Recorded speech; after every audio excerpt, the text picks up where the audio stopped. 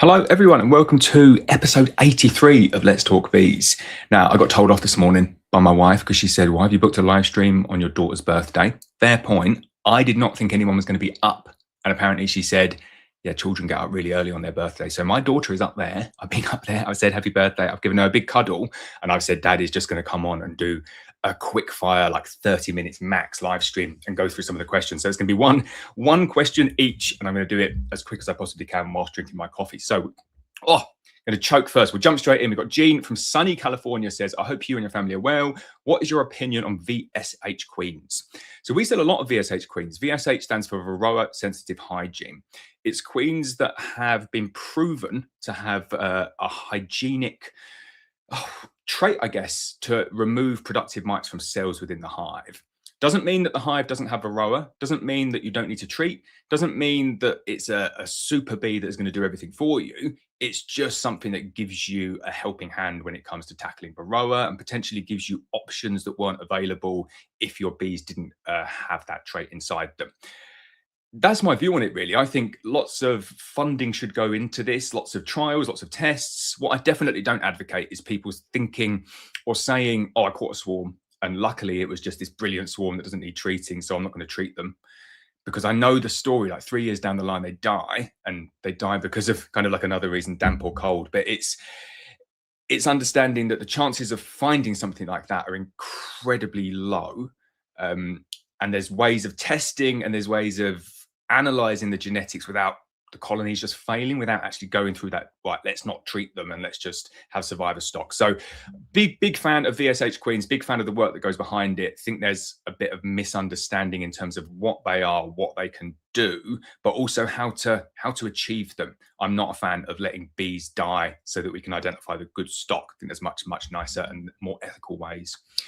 Sam Bennett says, "Good morning, Lawrence. I raised a queen from a split in spring. I couldn't get her to move up into the double brood config in the nuke. Gave up and put them on a hive on a good flow. I couldn't get them to expand the hive no matter how I checkerboarded or moved the frames around, and then she swarmed to my bait hive. She's back in the nuke now. Should I kill her or will she eventually work it out?" So, Sam, a lot of people find this problem out themselves. It takes 2 or 3 years to work it out. And I went through this process, really frustrating process, which is beekeeping is expensive. Like if you go out and you buy nukes and you buy queens and you control all of the genetics, then it's a lot of money going in. So what most people do is they might buy a nuke or they might get a swarm and they might make some splits, and then their mate Dave's got some bees and they've swarmed, so they go and grab this swarm and they put it on there, and before they know it, they're up to 10 colonies of bees. But they're all like splits from another colony or swarms that have been brought in. And then they think, this is good. We started off with one, we're now up to 10. Right, bees, do your work, fill the boxes, let's get some honey. And then they find that the feral swarms that they've caught have one thing in common, which is they are excellent survivors. And the people who like feral swarms, they use this as kind of like a bit of a selling point. They say they're survivor stock. They're not going to need kind of model coddling, whatever it is, I get the words out right, but they're not going to need the care and management that like a buckfast colony might have, for example. So the problem that you get with survivor stock, though, is that they're built for survival. They're not built for what you're asking them to do, which is build up a nice, big, strong brood nest and then go up and store honey. And they're not fussed about that. All they want to do is just move and split and divide and like survive against varroa, because they're survivor stock. So they don't care. They're doing what they think they're doing. Like they think they're doing the right thing, which is they're surviving. They're not dying. And the reason that that's so kind of linked in with varroa is that the varroa load is probably too high. So they're building up to a point where they say the varroa load is just too high. Like we need to swarm. So we're going to swarm and create a natural brood break. And then that swarm goes out carrying an incredibly high varroa load, goes into one of these boxes that someone catches, and then the same thing happens again. Like they build up and it looks like it's going okay, but what's actually happening is the varroa load is going through the roof, and the colony just gets to a point where it's like we've got a swarm again. So then they go.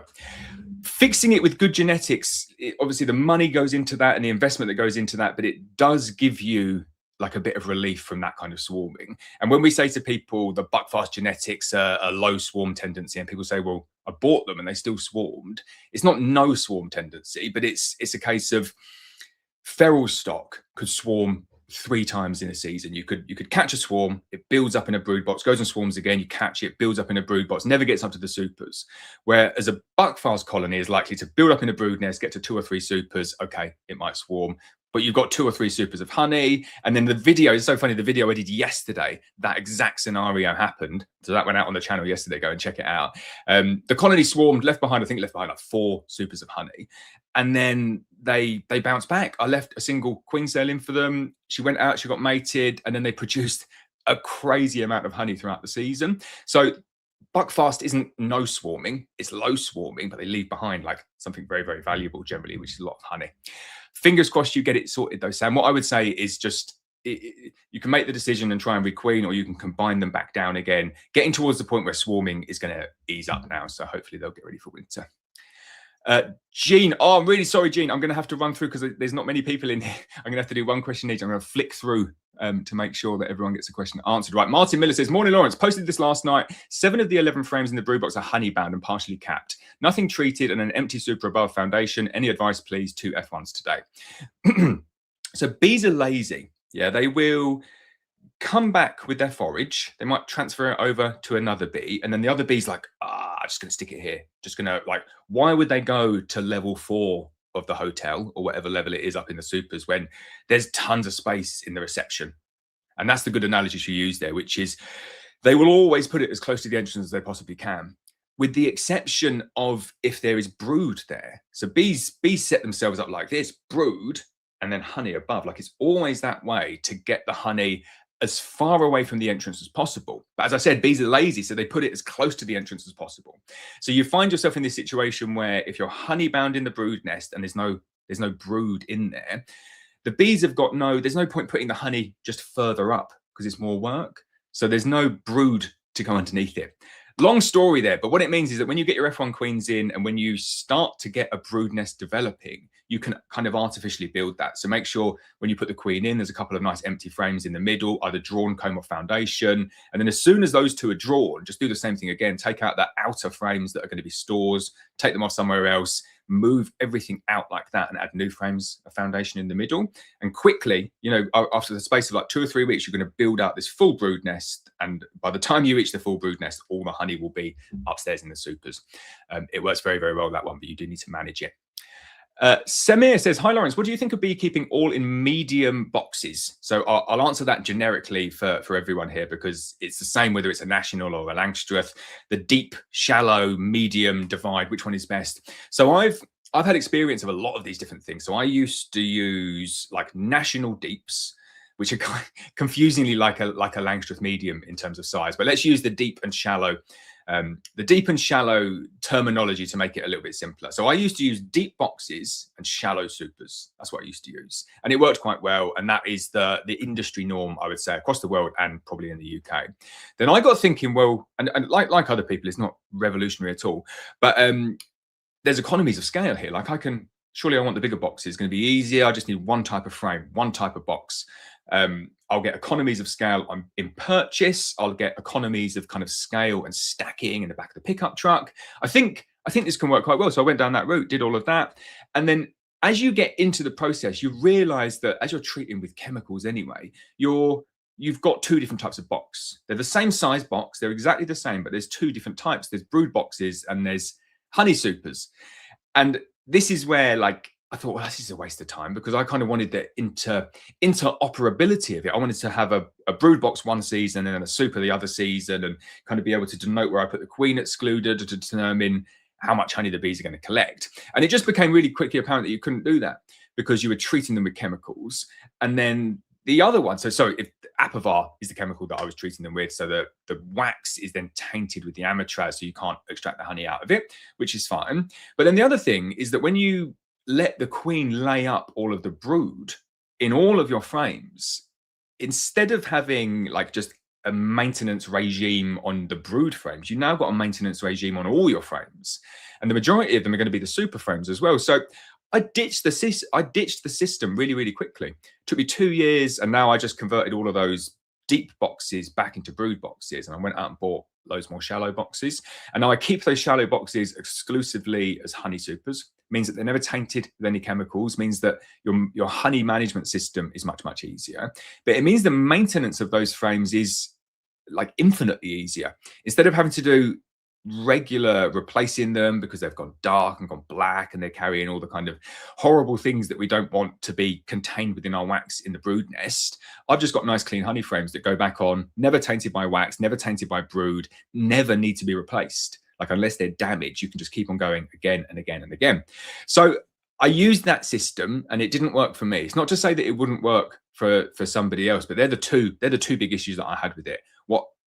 What treatments are you using, and is that going to contaminate your honey boxes? If so, I wouldn't go down that route. And then the other one is, do you have the time and the effort to actually manage those frames? Because it seems nice at the beginning, but it does introduce quite a significant maintenance requirement.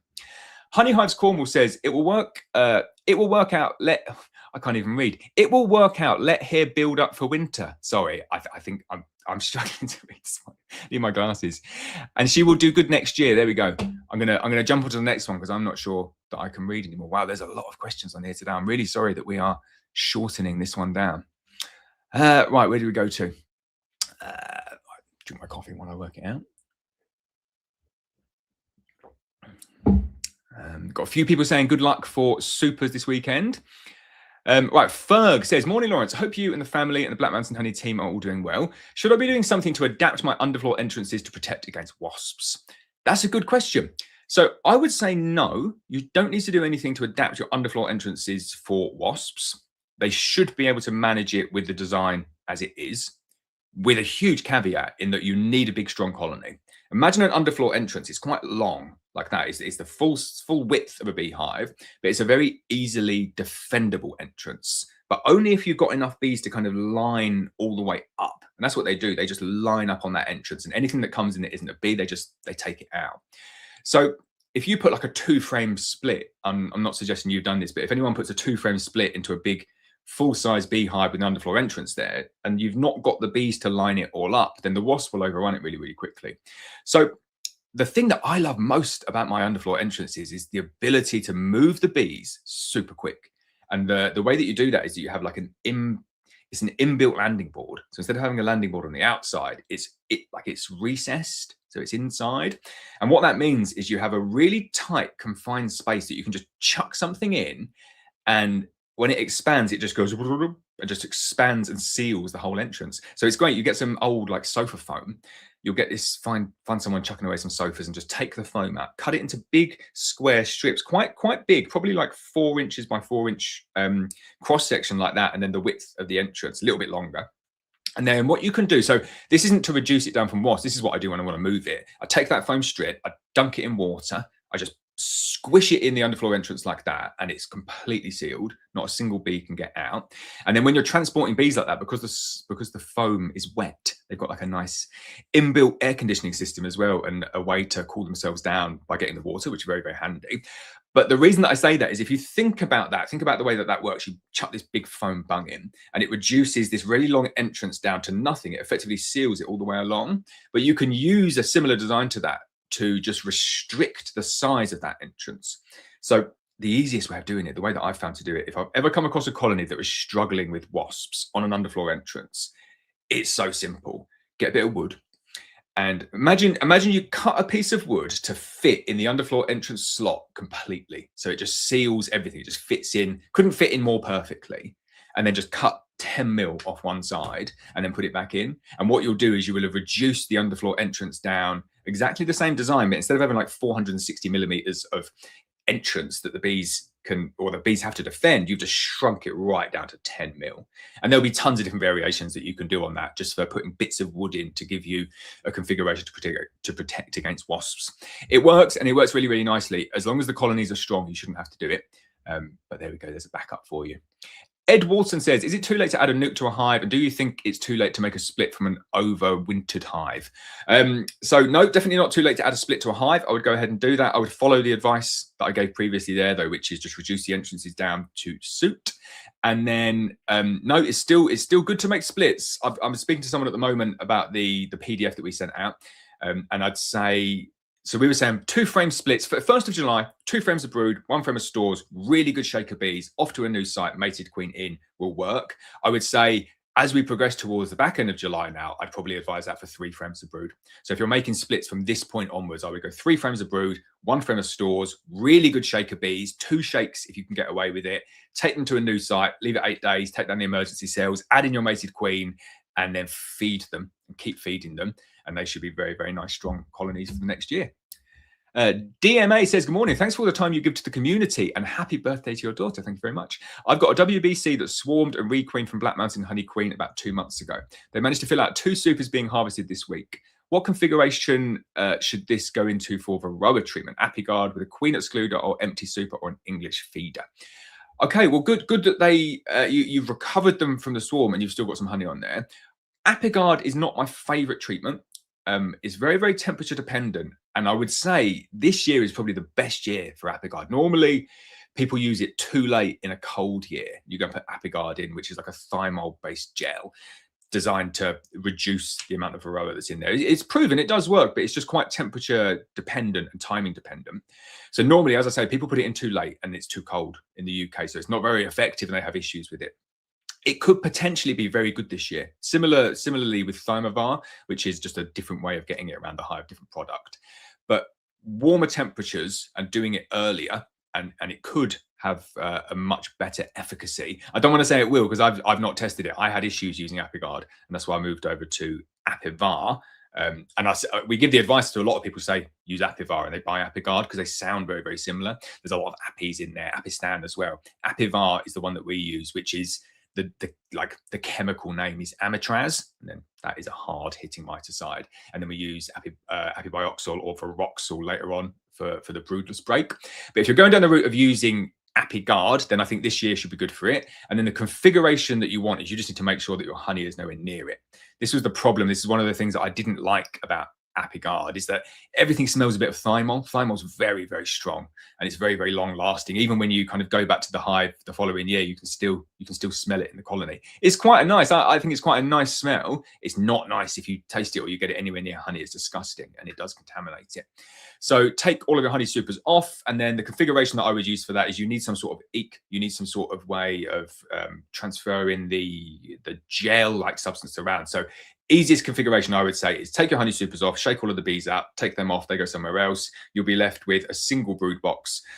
If you're on double brood, I'd consider, I'm just reading your question there. No, you're not on double brood. I was going to say I'd consider compressing it down, but no, you should be fine. So single brood box, and then I would get an eke. If you've not got an eke, just use a super, empty super, put it on the top, put your gel just in the middle, and then put the roof on. And that kind of 4-inch gap above will give the vapors a little bit of the ability to permeate better throughout the colony. You do need an eke when you're using ApiGuard like that, but best of luck with it. Let's see who else we've got. James actually says, morning, Lawrence. Hope you and your family are well. I have a colony I caught from one of my hives that swarmed. Now 4 weeks old and struggling a bit. Really needs bees. Have capped brood, but really need to emerge soon. Is there still time for this colony to be strong enough going into winter, or best to merge now? Thanks. It is strong enough. When you get to that point where you just need the bees to emerge, I always think, oh, I really hope that the brood didn't get chilled. That's the only one, because you shouldn't really see a reduction in the bees on the brood like that. They kind of just hunker down and get through it until the new ones emerge. You need to reduce the entrance down to an absolute trickle. You need to make sure that they're fed without attracting robbing bees. It becomes a little bit difficult. So just maybe some fondant could be good. Fondant would be good for them, I would say. A much less attractive way for robbing bees or wasps. Just get some fondant on, peel it off completely, place it on like the top of the frames where the bees are. They'll cluster up close to it and it will keep them warm, which is what you need for a colony like that that's not got that many bees to tend to the brood and keep all of the brood warm. If the brood starts to emerge, if you've got like 2 or 3 frames of brood in there, like good capped frames of brood, and it emerges, then they will be fine without a shadow of a doubt. It's getting to that point. You're either going to end up with a colony that's fine or a colony that's got 3 frames of unemerged brood and a few dead bees. That's hard hitting, James. I think we'll go with the former. I think we'll get you the winner on that one. Morgie says, morning. I noticed you never seem to check the queen excluder on Zane's first nuke. Is there a reason? I've had the queen on the queen excluder twice at the association hive, but the instructor said he's never had one. on 1 in 10 years. So I do check it. I don't know if like we cut it or something like that. I always have a little glance underneath, and I found, it's so funny you say that, yeah, because I found one of the queens on that hive on the queen excluder. I did not put it in the video. We do a little check. Good advice for anyone out there: if you're taking your queen excluder off, have a little look underneath, because you do find that the queen is occasionally underneath it, and then just put it off somewhere nicely so the queen can't wander off if she is on it and you don't actually spot her. But no, good advice, Morgie. Matopka says, if I want to go, oh no, I missed that one. That's a half question. Darren Brown says, good morning, Lawrence. Just a question about winter feeding. Is it best putting fondant straight onto the frames or through an abello crown board? Oh, okay. So winter feeding, this is where the books, it drives me a little bit crazy. So I never feed fondant if I can get away with it, ever. The only time that I'm interested in feeding fondant is if I'm supplementing like a queen rearing colony with protein. I'm putting like really heavy protein fondant on. I will do everything I possibly can to not feed fondant, just ever, because there's no real need to feed it. It's an emergency feed that you should only be feeding to your colonies really in an emergency. And the emergency is, pardon me, the emergency is they're starving and you've not fed them enough syrup to get them through the winter. Like 99% of the time, that's the only emergency that's going to be there for feeding fondant. So I just like cycle back a bit and say, well, just feed them the right amount. There we go. Feed them the right amount and you should get them through. So I appreciate that's kind of not what your question was about, but I just wanted to get that across to people. I'm really not a fan of feeding fondant if you can get away with it. But you've got an abello crown board there. Okay, so you want to feed the bees through the crown board. So if you were going ahead and feeding fondant and there was an emergency, my favorite way of feeding fondant is directly onto the frames. Find it much easier. You avoid any isolation starvation risk, but also it's just easier for the bees to find. It's kind of easier to clean up. And then I like to flip my polyasphalt feeder over. And then that gives you a really nice warm insulated space. If you've got the abello crown board though, I would say, like, if I had the abello crown board on a colony and I was thinking of feeding fondant, I would just get some fondant in an upturned like takeaway plastic tub, fill it up, and I would put it over one of the holes once I've taken out the mesh. Probably the central one if you've got the one that's in a square. And you can put it over multiple ones if you want as well. I'm very much one for like using the equipment that you've got. So it's not a case of, oh, you need a polyasphalt feeder to do this properly. No, there's tons of ways of feeding fondant. You can feed it with the abello crown board. You can feed it just in a wooden super. You can just make up a really simple eek. You can make your own like multi-purpose crown board, insulated multi-purpose crown board, tons of different ways of doing it.